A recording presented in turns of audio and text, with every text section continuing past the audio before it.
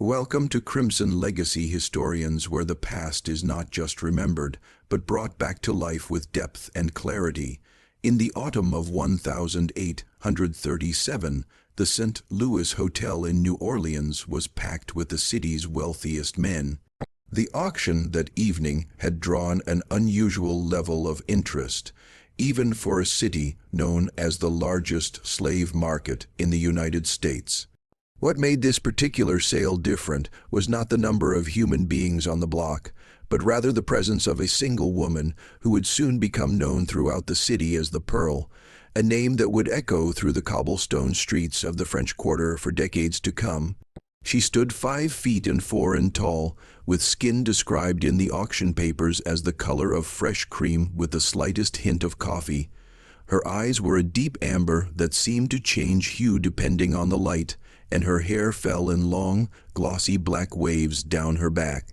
The auctioneer, a man named Thomas Williams, introduced her simply as lot number 17, but those in attendance knew they were witnessing something extraordinary as whispers moved through the crowd like ripples on the Mississippi.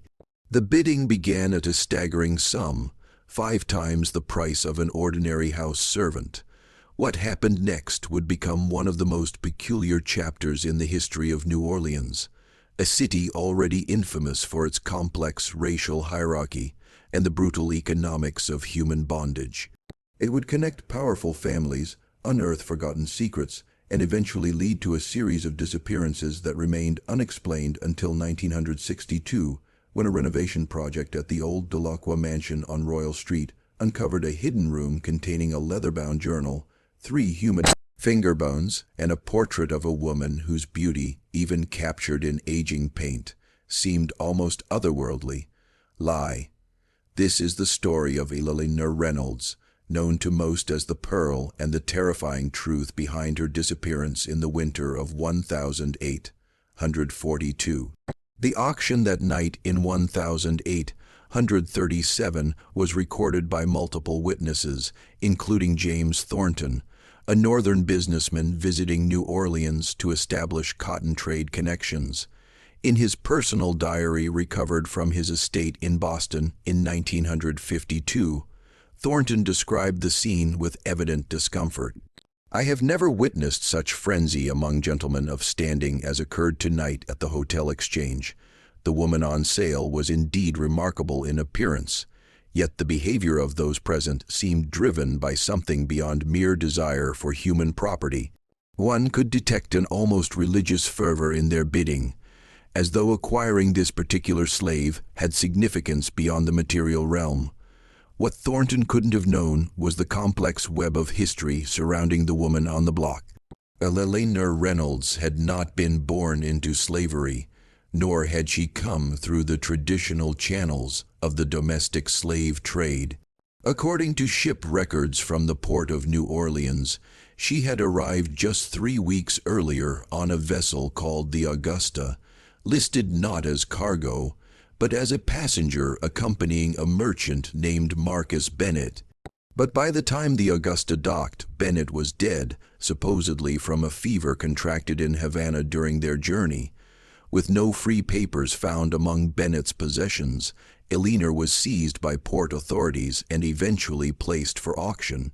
This much was public record. What wasn't known until the discovery of the Delacroix journal was why a woman of such obvious refinement and education had found herself in such circumstances, and why certain families in New Orleans had taken such extraordinary interest in ensuring she would never leave the city. Before we delve deeper into the events of that winter, we must understand the New Orleans that existed in 1837. The city was then a complex mosaic of cultures, economies, and racial classifications, more elaborate than anywhere else in America. Following the Louisiana Purchase in 1883, the city had transformed from a French and Spanish colonial outpost to a booming American port where fortunes were made in cotton, sugar, and human beings. New Orleans had developed a 3-tiered racial system, unlike the strict Blackite division found elsewhere in the South, Between these categories existed the Zendulo Libras, free people of color, many of whom were wealthy property owners who sometimes owned slaves themselves. It was a city of contradictions. Brutal slave markets operated within walking distance of opera houses. Godo's Negroes regulated the treatment of slaves, while sophisticated social events called quadrun balls facilitated arrangements between white men and free women of color. Above all, it was a city where appearance and bloodlines carried immense social and legal importance. The difference between freedom and bondage could hinge on a single ancestor, a fact that would prove central to Elina Reynolds's story. The winning bid that night came from Charles Delacroix, a wealthy sugar planter whose family had been in Louisiana since the early French colonial period. Delacroix paid the unprecedented sum of $7,000, enough to purchase an entire plantation of field workers for a woman who, by all accounts, had no experience with domestic service or field labor. The transaction was recorded by notary William Patterson, whose ledger noted something unusual. Delacroix insisted the bill of sale described Elina not as a slave, but as a ward to be housed in his Royal Street residence. What happened after Elina was taken to the Delacroix home remains clouded in conflicting accounts. The household staff, interviewed decades later by a journalist from the Daily Picayune, recalled that she was treated not as a servant, but as a guest given a private room in the family quarters, and provided with clothing befitting a society woman. Yet she was never seen leaving the property, and visitors to the house reported that Delacroix introduced her as his distant cousin from France, who spoke little English. According to household records, Delacroix's wife, Isabelle, left for her family home in Natchez just 2 weeks after Elina's arrival, taking their 3 children with her. She would not return for nearly 6 months. During this period, Charles Delacroix closed his Royal Street house to all visitors and conducted his business affairs entirely through written correspondence delivered by his private secretary. The mystery deepened when in January of 1838, Dr. Samuel Lawrence was summoned to the Delacroix home to attend to Elina, who was reportedly suffering from a persistent cough. Dr. Lawrence's medical journal, preserved in the archives of Tulane University, contained an entry that read, "Called to attend to young woman at the Delacroix residence. Patient exhibits symptoms consistent with consumption. Though her overall constitution appears sound, what troubles me more is the evident distress in her manner. When alone, she asked if I knew of her true circumstances before her arrival in New Orleans. Before I could respond, Delacroix returned to the room, and she spoke no further on the matter. Dr. Lawrence noted that he prescribed a standard treatment of bed rest and tonics, but also recorded his impression that the lady's ailment seemed as much of the spirit as of the body. But he was never called back to the house. By spring of that year, rumors had begun to circulate through New Orleans society about the mysterious beauty of the Delacroix mansion. Some claimed she was Charles Delacroix's illegitimate daughter, others that she was his mistress brought from abroad. The most persistent rumor, however, was that she was somehow connected to the Villars family, one of the oldest and most secretive lineages in Louisiana, whose patriarch, Henry Villars, had been among the most aggressive bidders at the auction before Delacroix's winning offer. The Villars family had built their fortune in the early days of the colony, controlling vast sugar plantations and, according to local legend, engaging in privateering during the War of 1812. By 1837, they had largely withdrawn from public life, maintaining their estate on the outskirts of the city and rarely participating in society events. What connected them to a young woman newly arrived from Havana? This question would remain unanswered for more than a century. The Delacroix Journal, discovered during renovations in 1962, provided the first real insight into Elina's life in the mansion. The journal, written in a precise, educated hand, began in February 1838. The early entries were mundane, recording weather conditions and brief notes about books read or meals taken. But as winter gave way to spring, the entries became more revealing. March 11, 1838. C has agreed to allow me access to the family library, though I'm still forbidden from venturing beyond the inner courtyard. When I asked why I must remain hidden away, he said only that it was for my protection. From what, he will not say. I begin to fear that the story he told me about my papers being processed is merely a fiction to keep me compliant.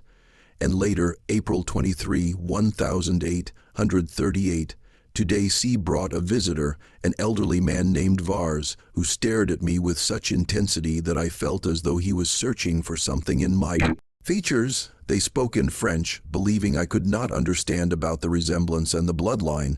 When I later asked C about this conversation, he became agitated and reminded me of my precarious position. Without free papers, I remained legally his property regardless of my true history.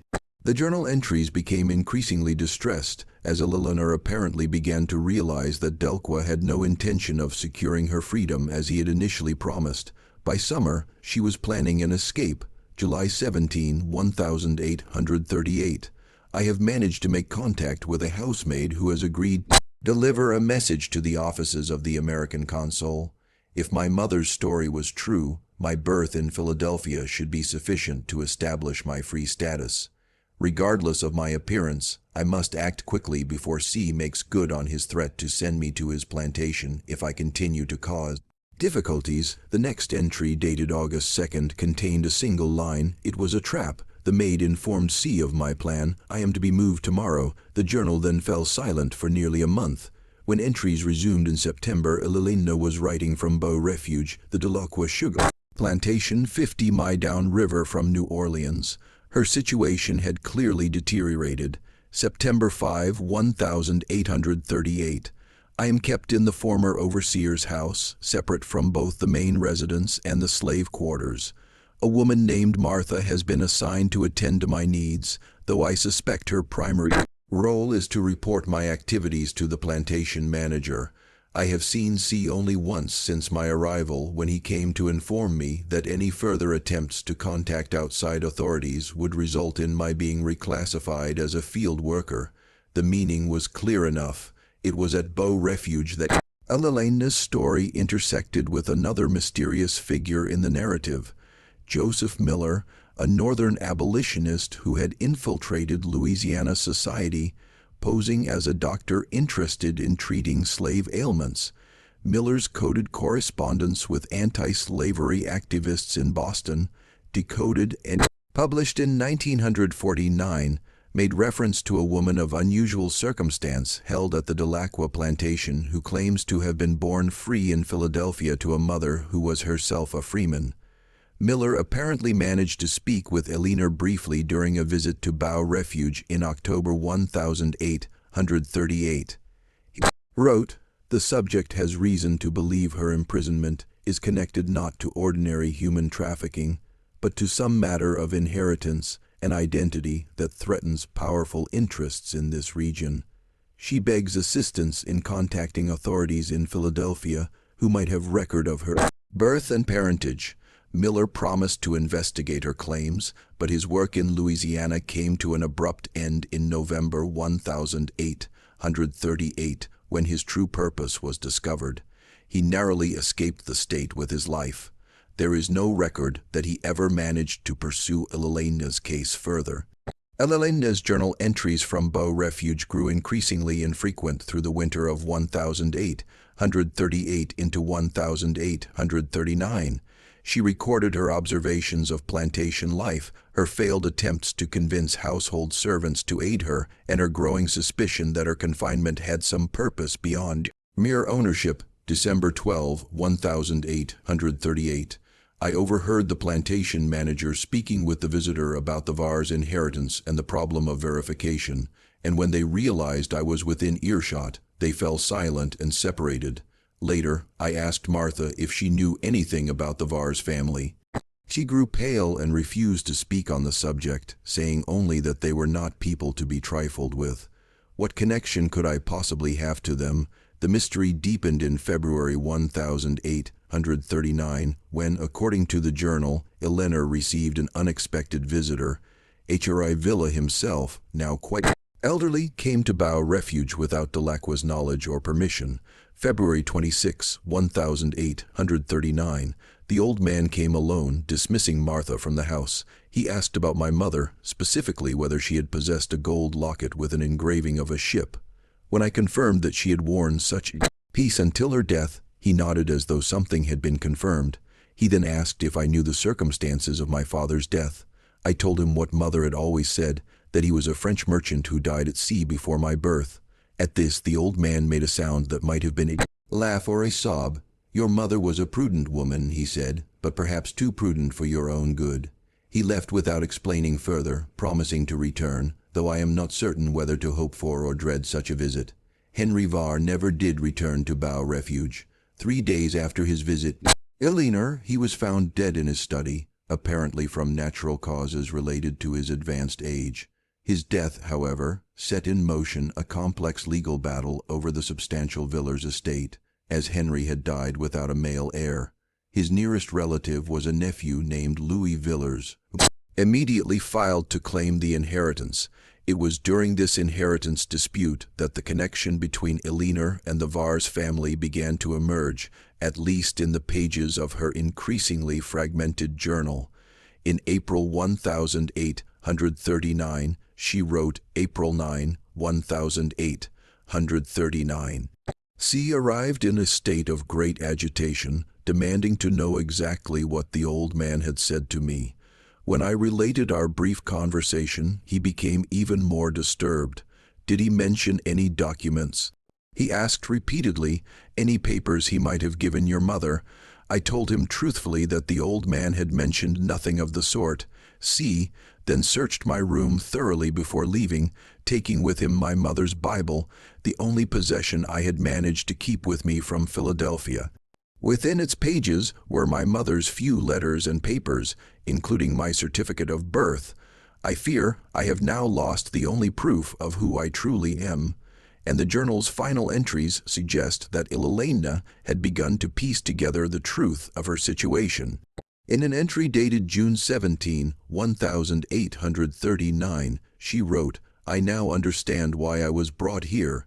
It was never about my value as property, but about preventing me from claiming what might rightfully be mine. My mother once told me that my father's family had rejected her, but she never explained why. If what I now suspect is true, then my father was not simply a French merchant, but a Varr's, perhaps even Hungary's son.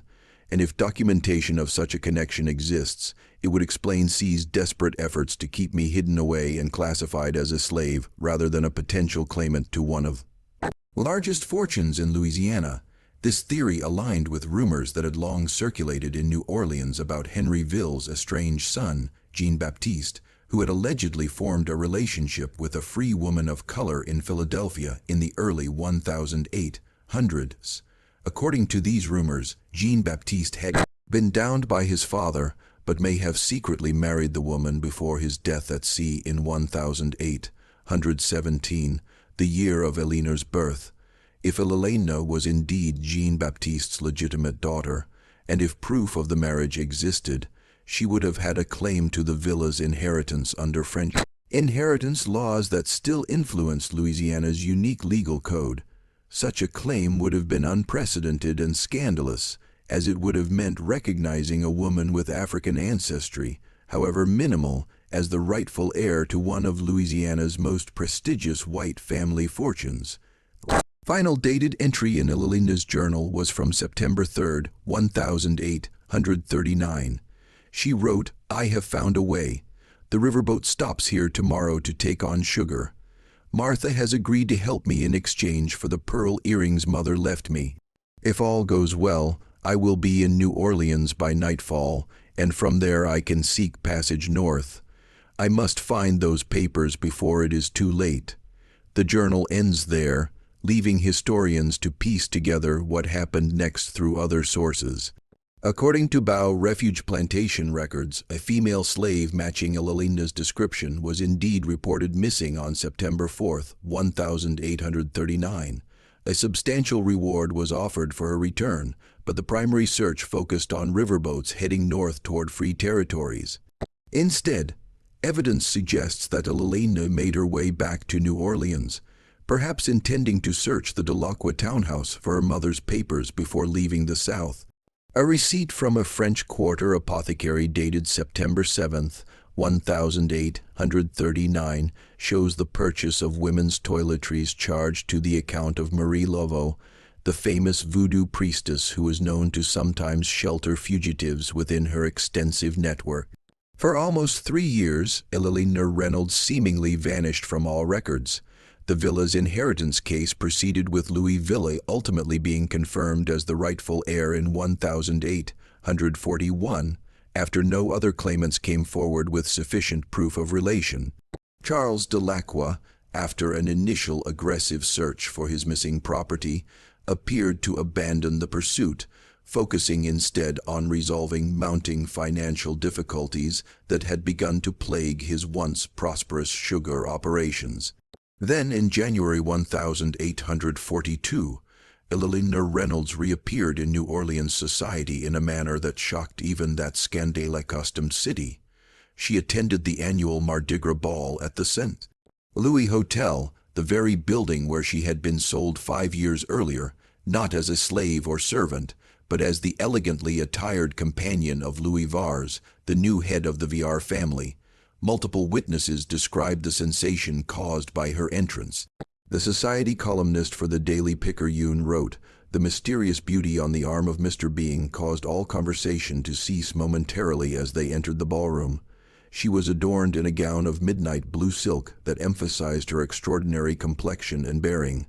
Those who had attended certain transactions at the same venue some years prior exchanged significant glances, though none dared make explicit reference to the lady's previous appearance there.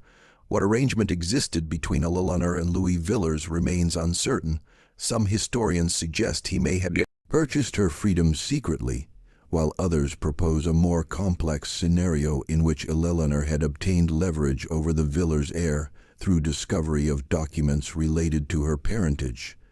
What is clear is that their public appearance together represented an unprecedented breach of New Orleans social boundaries, regardless of Elina's ambiguous racial classification. Charles Delacroix was also in attendance at the ball that night. According to multiple accounts, he grew visibly distressed upon seeing Elina with Louis Villars, attempting to approach them before being physically restrained by friends. He left the event shortly thereafter.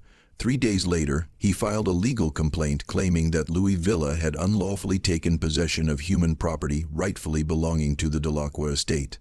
The complaint was quietly withdrawn within 24 hours. On February 12, 1842, Elina and Louis Villars were seen boarding a steamship bound for France. According to passenger manifests, they traveled as Mr. Louis Vars and Ward. They left behind a New Orleans already ablaze with rumor and speculation. They would never return to American soil, and here documented history might have ended were it not for the events that unfolded at the Delacroix mansion 2 weeks after their departure. On February 27, 1842, neighbors reported unusual activity at the normally quiet Delacroix residence on Royal Street. Lights burned through the night and servants were seen carrying large trunks to waiting carriages. By morning, the house stood empty. With no formal announcement of the family's departure, when creditors arrived days later to inquire about mounting unpaid debts, they found the house abandoned, though apparently not in haste. Clothes remained in wardrobes, books on shelves, and food in the pantry, as though the occupants expected to return shortly. Charles Delacroix, his wife Isabel, and their 3 children had vanished. Initial assumptions that they had fled creditors gave way to more sinister theories when in March 1842, the bodies of 2 men were discovered in the swampland outside the city. They were identified as Delacroix's private secretary and his plantation manager from Beau Refuge. Both had been killed by a single gunshot to the head, execution style. A police investigation was launched but yielded few results. The detective in charge, James Morrison, noted in his report that individuals connected to this case seem remarkably reluctant to provide information, suggesting that forces beyond ordinary criminal matters may be involved. The investigation was officially suspended in June 1842. For more than a century, the disappearance of the Delacroix family remained one of New Orleans' most enduring mysteries, occasionally revived in newspaper articles or local histories, but never resolved. Then in 1962, the renovation of the long-vacant Delacroix mansion uncovered the hidden room containing Elina's journal, finger bones, and the portrait. The journal provided crucial insights into Elina's captivity, but ended before her reappearance in 1842. The finger bones, when examined by forensic anthropologists in 1964, were determined to belong to a male who had died approximately 120 years earlier, roughly the time of the Delacroix disappearance. DNA testing, when it became available decades later, was inconclusive due to the condition of the remains. It was the portrait that perhaps offered the most tantalizing clue. The painting, executed in the style of prominent New Orleans portrait artists of the period, showed Elina Reynolds in an elegant blue gown, possibly the same one described at the Mardi Gras ball. But X-ray examination of the canvas in 1975 revealed another image underneath a family portrait showing a man, woman, and young girl.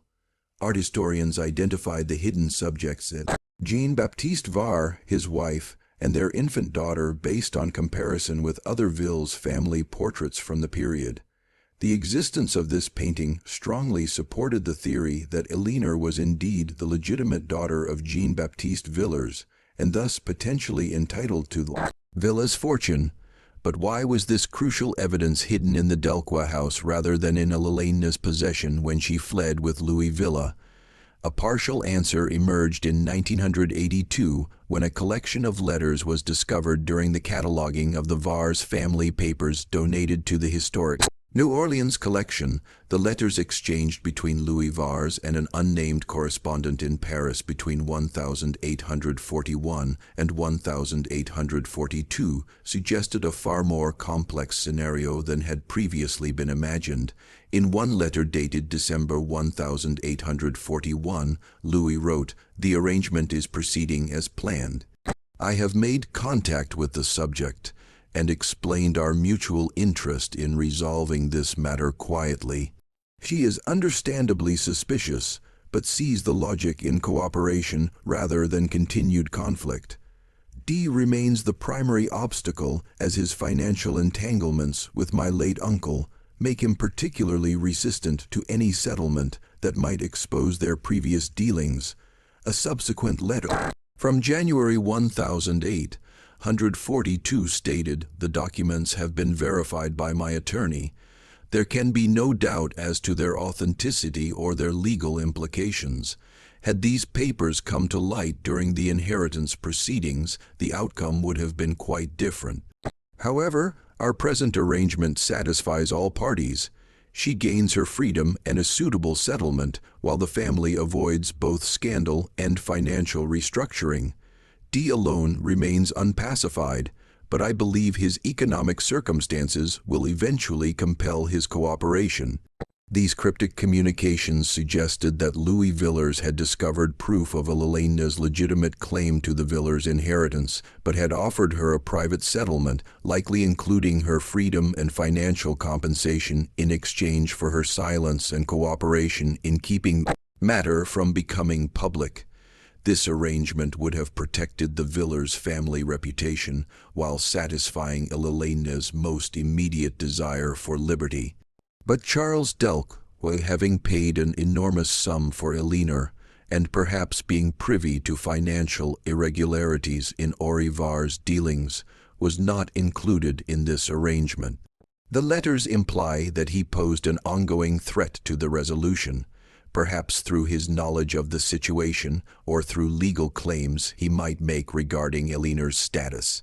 The final letter in the collection, dated February 1842, shortly before the Delacroix family's disappearance, contained only a brief message: "The problem has resolved itself in a most unexpected manner. I believe no further action will be required on your part. We sail as planned on the 12th. What exactly transpired in those early February days of 1008? 142. No definitive evidence has ever emerged, but historians and criminal investigators who have studied the case have constructed a plausible sequence of events. Upon seeing Elina at the Mardi Gras ball, Charles Delacroix realized that his valuable property had not only escaped, but had formed an alliance with Louis Villa. Desperate, both financially and to maintain his social standing, Delacroix may have attempted blackmail, threatening to expose whatever arrangement had been made regarding the Var's inheritance. Louis and Elina, preparing to depart for France, would have had strong motivation to ensure Delacroix's silence. The timing of their departure on February 12th and the Delacroix family's disappearance just 15 days later suggests a connection. The murdered secretary and plantation manager may have been eliminated as witnesses to whatever occurred at the Delacroix home. The finger bones found in the hidden room have never been positively identified, but their presence alongside Elina's journal and the concealed portrait points to a violent conclusion to the Delacroix family's story. In 1968, French police records were discovered that shed the final piece of light on the mystery. A report dated May 1008, 142, documented the arrival in Paris of El Villers and companion E. Reynolds and noted that they had taken up residence in a fashionable district using funds from a substantial bank draft issued by the Villers family's New Orleans representatives. They apparently lived quietly in France for several years before relocating to England in 1008, 147. English census records from 1008, 151 list and Elina Vars residing in London, with Elina described as wife rather than ward. They had 2 children by this time. The family remained in England until at least 1008, 161, after which they disappear from public records. As for the Delacroix family, no trace of them was ever found. Their abandoned Royal Street house remained unoccupied for decades, acquiring a reputation as one of the most haunted properties in a city known for its ghostly residents. A local legend held that on certain nights, particularly during carnival season, the sounds of a struggle could be heard from within the empty house, followed by a woman's triumphant laughter. The case of Elina Reynolds represents a rare documented instance where the brutal economics of the slave system collided with the complex racial and inheritance laws of Louisiana, resulting in a chain of events that culminated in multiple disappearances and likely murders. It serves as a stark reminder of the human cost of a society built on racial categorization and human bondage, where a person's freedom, identity, and very life could depend on ancestry and appearance. The portrait of the Pearl now hangs in the historic New Orleans collection, a silent testament to a woman who refused to accept the fate that powerful men had designed for her. Her journal, with its eloquent account of captivity and resistance, has become an important primary source for historians studying the experiences of those trapped in the peculiar institution of American slavery. The final entry in the museum catalog describing Elina's portrait contains a fitting epitaph. This painting depicts a woman who, through extraordinary circumstances, navigated one of the most rigid social systems in American history to reclaim her freedom and identity. What remains unknowable is the full human cost of her journey. In 1969, during further renovations of the Delacroix mansion, workers discovered a small cavity beneath the floorboards of the hidden room. Inside was a gold locket containing a miniature painting of a ship at sea, engraved on the back with the initials J.V. and Mr. Joinville and presumably Elina's mother, along with the date February 20, 1008, 116, 9 months before Elina's birth. The locket, like Elina herself, had traversed the boundaries between worlds, between slavery and freedom, between black and white, between the known and the unknown. It now resides alongside her portrait in the museum collection, two artifacts from a story that continues to haunt the collective memory of a city built on secrets. The hidden room in the Delacroix house has since been preserved as part of the building's historical restoration. Tour guides tell visitors about the mysterious woman who was once sold at auction in the St. Louis Hotel, her connection to one of the city's most prominent families, and her eventual escape to Europe. What they cannot tell with certainty is what happened to those who sought to keep her enslaved. Like many of the darkest chapters in American history, some truths remain buried beneath layers of time, silence, and complicity. Perhaps that is fitting. In a city built on unstable ground, where the dead rest in above-ground tombs because the water table is too high for conventional burials, some secrets inevitably rise to the surface. Others remain submerged, known only through fragments and whispers, like the sound of distant laughter carried on the warm night air of the French Quarter. In 1958, nearly a decade before the discovery of Elina's journal, a curious incident occurred that some historians believe may be connected to her story. An elderly woman named Margaret Wilson arrived in New Orleans claiming to be the great-granddaughter of Elina Reynolds. She carried with her a stack of letters reportedly written by Elina from London between 1852 and 1868, addressed to a former house servant from the Villers estate who had remained loyal to her. The letters, if authentic, revealed that Elina and Louis had indeed married in France, where the racial restrictions that would have forbidden their union in Louisiana did not apply. They had lived comfortably on the settlement Louis had arranged from the Villers estate, raising 3 children who were brought up with no knowledge of their mother's ordeal in America. Elina had apparently found a measure of peace in her new life, though she wrote of recurring nightmares about her time at Beau Refuge and of a terrible necessity that had preceded her departure from New Orleans. Most significantly, one letter dated October 1867 made cryptic reference to the Delacroix family's fate. "I am still haunted by what L felt compelled to arrange that February night. Though I know it was deemed necessary for our security, I cannot reconcile myself to the thought of the children. L assures me they were sent away beforehand, but I have no way to verify this, and it troubles my conscience greatly. If they did indeed survive, they would be grown now, perhaps with children of their own, who know nothing of their connection to me or the events that scattered their family to the winds." Margaret Wilson submitted these letters to the Louisiana Historical Society for authentication, but died suddenly of a heart attack before the process could be completed. The letters disappeared from the Society's temporary holdings shortly thereafter, with the official report suggesting they had been mistakenly discarded during an office renovation. No family members came forward to claim Wilson's effects, and the trail went cold once again.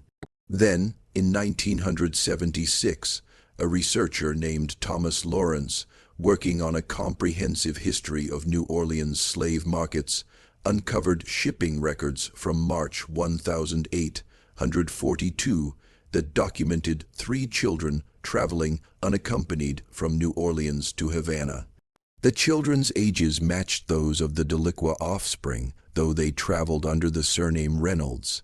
Their guardian was listed as Martha Bernard, a name that appeared in Elina's journal as the servant assigned to watch over her at Beau Refuge Plantation. This discovery lent credence to Elina's suggestion in the purported Wilson letters that the Delacroix children had been spared whatever fate befell their parents. It also implied a level of planning and coordination that went beyond a simple act of revenge or elimination of threats. If Elina and Louis had arranged for the children's safe passage to Cuba before dealing with Charles and Isabel Delacroix, it suggested a complexity of moral reasoning that defied simple categorization. Cuban records showed no further trace of the children or their guardian after their arrival in Havana. Had they been absorbed into the local community, perhaps taken in by one of the many French-speaking immigration revolution? Or had they been sent further afield, perhaps to Europe or South America, to ensure they could never return to claim their heritage or seek retribution?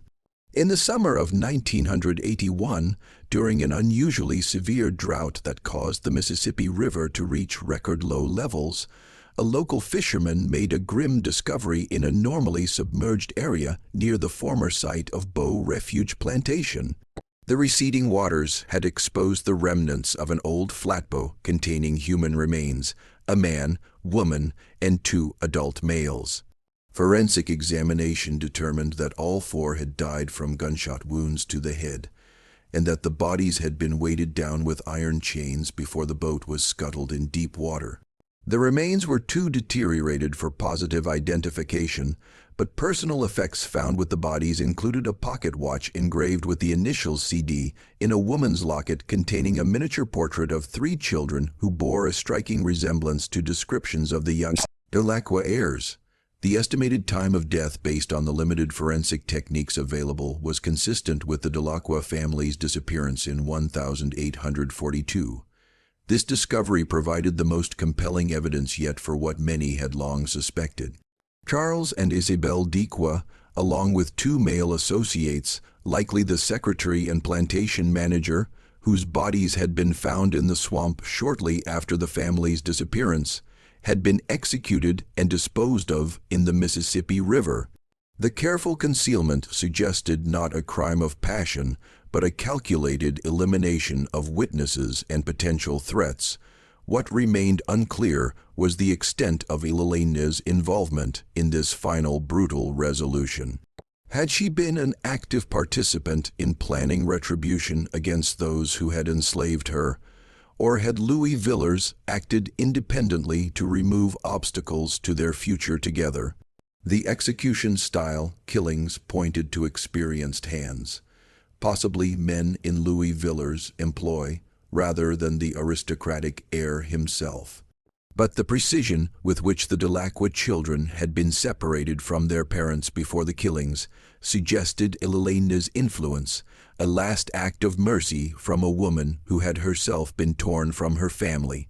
In 1994, the final piece of the puzzle emerged when an architectural historian researching the Villas family estate outside New Orleans discovered a sealed compartment within the master bedroom's fireplace mantel. Inside was a small leather pouch containing a handwritten confession signed by Louis Villa and dated February 25, 1842, 2 days before the Delacroix family's disappearance. The confession stated, "What I have set in motion cannot be undone, nor would I undo it if I could. The elimination of Charles and Isabelle Delacroix has become necessary not merely for my own interests, but for safety and freedom. Their claims against her would follow us even to Europe. Indeed, financial desperation makes him unpredictable and dangerous. I have arranged for the children to be taken to Cuba, where Martha has contacts among the Creole community, who will ensure they are raised in comfort, though with no knowledge of their true parentage. Insisted on this mercy, though I argued it creates future risk. I could not deny her this, having witnessed the depth of her suffering at their father's hands. The men I have engaged for the task are reliable and have been well compensated for both their service and their silence. They understand that any breach of confidence will result in their own elimination. The plan will be executed tomorrow night when the household is at rest. The bodies will never be found. I record this truth not out of remorse, but to ensure that should questions arise after our departure, there will exist at least one account of what truly occurred and why it was necessary. May God, if he exists, judge me as he sees fit." The confession was authenticated by handwriting experts as matching other examples of Louis Villers' script. Its discovery settled the question of responsibility for the Delacroix killings while raising new questions about the moral complexity of the case. Louis had acted as judge, jury, and executioner by proxy, ordering the deaths of 4 people to secure his and Elina's future. Yet in the context of 1840's New Orleans, the legal system offered no justice or protection for Elina. She existed in a society that had commodified her, denied her humanity, and would have continued to enslave her despite her legitimate claim to freedom and even wealth. In 2002, DNA testing was performed on remains from a London cemetery where parish records indicated an Elina Villers, formerly of America, had been buried in 1872. The results were compared with genetic material recovered from the finger bones found in the hidden room of the Delacroix mansion. The tests confirmed a biological relationship, suggesting the finger bones likely belonged to Charles Delacroix, a gruesome trophy that had somehow been preserved in the secret room alongside Elina's journal and the concealed family portrait. Elina Reynolds Villers died at the age of 55, having lived more than half her life as a free woman in Europe. According to London church records, her funeral was well attended by family and numerous friends, suggesting she had found community and perhaps even happiness in her adopted country. Louis Vars outlived her by 6 years, dying in 1878. Their 3 children married into respectable English families, their mother's racial background and extraordinary history apparently unknown to their spouses or social circles. As for the Delacroix children, despite extensive research by historians and descendants of both the Vars and Delacroix families, no definitive trace of them has ever been found in Cuban records or elsewhere. They vanished into history, casualties of a system that had valued human beings as property and bloodlines as determinants of worth. Their disappearance represents yet another cost of America's peculiar institution, the orphaning of children whose parents had participated in and benefited from a moral atrocity. The story of Elina Reynolds stands as testament to the extraordinary resilience of the human spirit in the face of institutionalized cruelty. Born to a free woman of color and the disinherited son of a wealthy plantation owner, she navigated the treacherous waters of racial classification, enslavement, and ultimately violent liberation. Her journey from auction block to London drawing rooms encompassed the full spectrum of experiences possible for a woman of mixed racial heritage in the 19th century.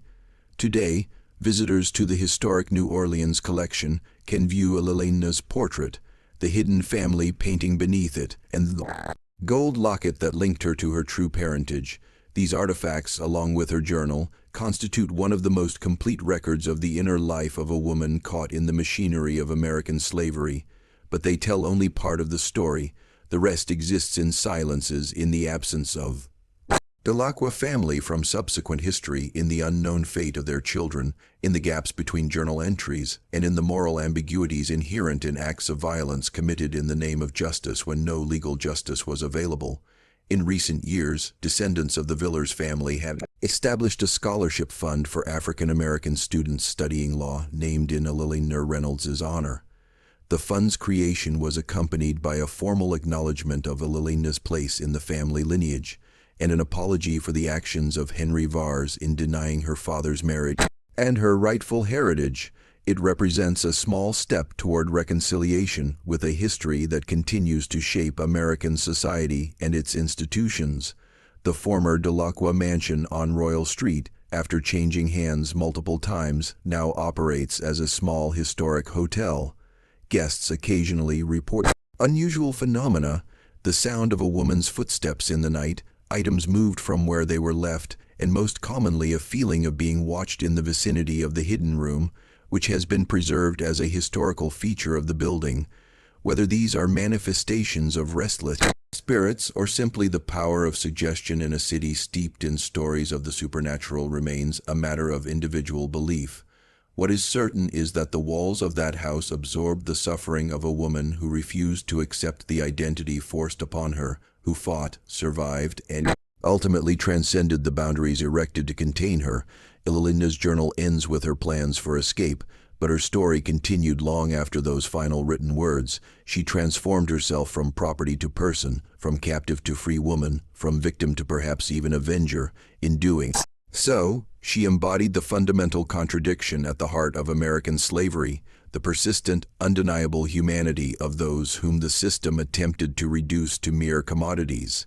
In the end, the bizarre mystery of the pearl is not merely a tale of auction blocks and hidden rooms, of forged Documents and midnight escapes of love across racial boundaries, or even of murder concealed by flowing waters. It is the story of a woman who insisted on writing her own narrative in a time and place determined to write it for her. That she succeeded even at terrible cost stands as both inspiration and indictment, a complex legacy that continues to resonate in a nation still grappling with the long shadow of its founding sin. As night falls over the French Quarter and gas lamps cast their flickering glow across cobblestone streets, tour guides still point out the Delacroix house. Visitors eager for tales of ghosts and scandal, few among them recognize that they walk daily over ground where human beings were once bought and sold, or that beneath the Mississippi's muddy surface may lie the bones of those who participated in that commerce. The river keeps its secrets, as does the city built precariously beside it. But occasionally, when conditions are just right, when waters recede or walls are opened or long-sealed documents come to light, the truth emerges, demanding acknowledgement.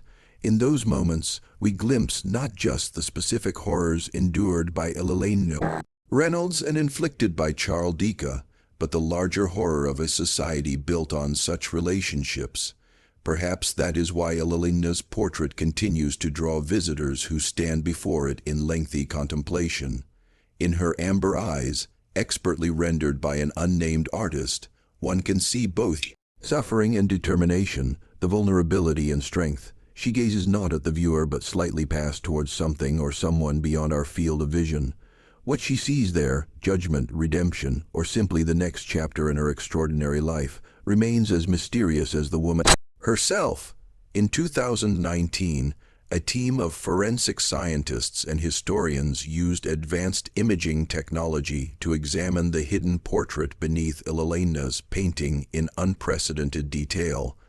The results confirmed what had long been suspected. The family portrayed was indeed Jean-Baptiste Villers, his wife Marie Reynolds, and their infant daughter. More surprisingly, spectral analysis of the paint revealed that Elina herself had likely been the artist who painted over the original portrait, using similar pigments and techniques to create her own image atop that of her family. The act represented both concealment and reclamation, a palimpsest of identity that mirrored her own complex journey. And so the story ends where it began, with an image of a woman whose extraordinary beauty belied an even more extraordinary spirit. The mystery of the pearl may never be fully resolved, but in its outlines sketched from journals and letters, ship manifests and court records, confessions and DNA results, we see reflected the larger American mystery of race, identity, and the human capacity to both inflict and overcome injustice. As you leave this account of Elina Reynolds' life, consider that the ground beneath your feet holds countless similar stories never recorded, never discovered, never told. For every Elina who managed to leave behind a journal and portrait, thousands of others disappeared into history without trace. Their struggles and triumphs known only to a God who, one hopes, kept better records than human institutions. Their collective silence echoes still on warm southern nights when the air hangs heavy with jasmine and the distant sound of riverboats. In a city where beauty and cruelty have always existed in uncomfortable proximity, listen closely and you might hear them, the voices of those who, like Elina, refused to be merely what others declared them to be.